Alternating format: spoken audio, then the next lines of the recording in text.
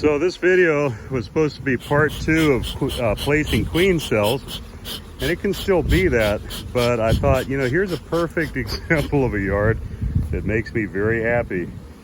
2 supers, medium supers full, 2 medium supers full.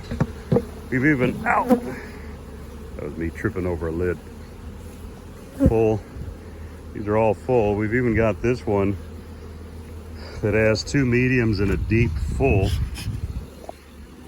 And just so you believe me, you can see this is, I mean, this whole thing is probably about 80-90 pounds of honey just on that, which for our area. And then you have the dinks, but yeah, they're bringing some honey too. Those ones, I'd venture to say it's probably a higher mite load that's keeping those down, which is, you know, once again, kind of the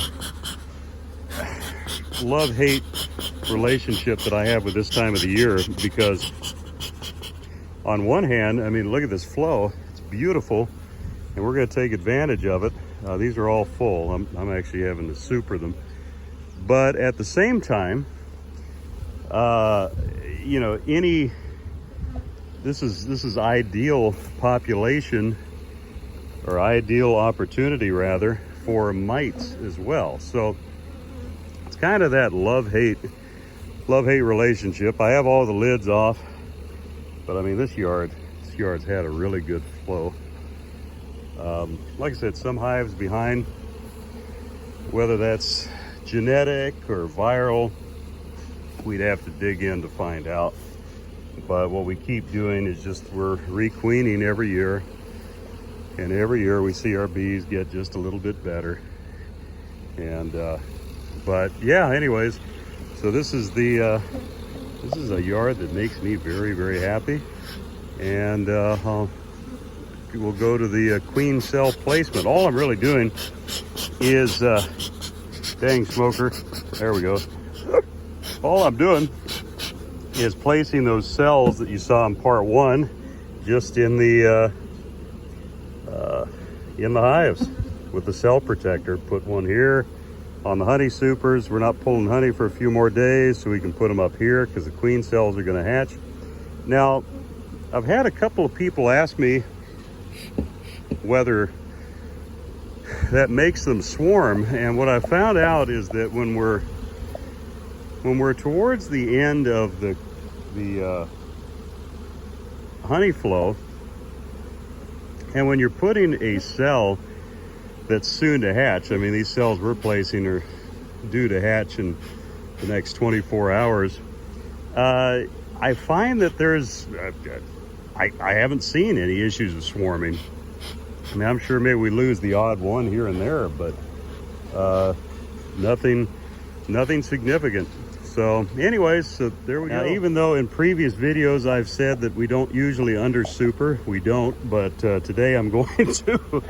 And a little trick, once again, you can use the lid, turn it upside down, and so you can set these sideways on there, just so you're not crushing bees or getting a bunch of grass on the bottom of the honey super. Just another little extra tip. So once again, this time of year we got to hustle, but just so you kind of get a visual, you know, here's the queen cell placed here. And also too, on another note, you know, as far as raising your own queen, and here, mine's all over the place, but really important, as soon as you place and put the lid on it. These hives happen to be in the shade, but as we get into those sunny ones, it's very easy for there to be a solar effect and you cook your queen or queen cell.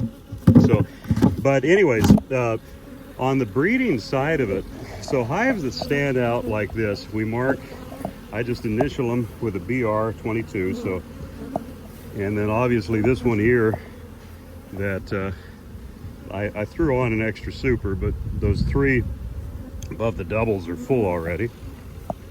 I put a BR22 exclamation mark. And then as we gather these hives in the fall, we'll group them together and just watch them, watch their behavior, and then probably graft off of them next year. So just a little note on the breeding side of it. But yeah, so anyways, that's what we're doing, just placing cells with the cell protector. Probably not going to be able to do this without freeing my hand, but anyways, yeah, here we go. So right in the center of the bees, you want to make sure that there's a good population of bees where you're putting the cell so that they don't get chilled, especially here in the Pacific Northwest. Nights are still cool even in the middle of the summer.